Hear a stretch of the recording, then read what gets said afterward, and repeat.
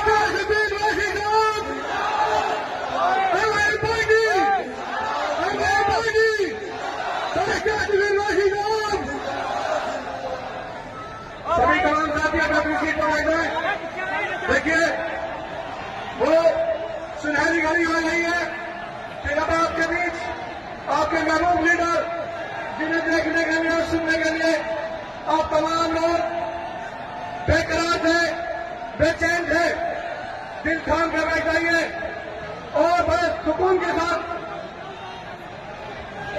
साथ सुनिए और जोरदार नारे के साथ आवाज में आवाज मिलाइए। आएंगे मजलिस इत्तेहादुल मुस्लिमीन, आएंगे मजलिस इत्तेहादुल मुस्लिमीन, आएंगे मजलिस इत्तेहादुल मुस्लिमीन। देखो देखो कौन, देखो देखो कौन,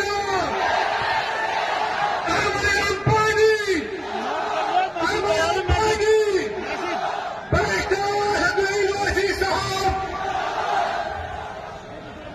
अब आप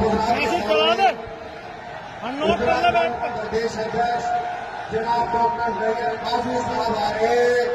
आप तमिलनाडु, आंध्र प्रदेश, तेलंगाना और ओडिशा के 10 हिंदू एंडोमेंट बोर्ड की जायदादों को मिलाया जाए तो 9 लाख एकड़ हो जाती है, 9 लाख एकड़ हो जाती है। और सारे भारत में बीजेपी वाले बाजा बजा रहे 8 लाख एकड़ है, 8 लाख एकड़ है।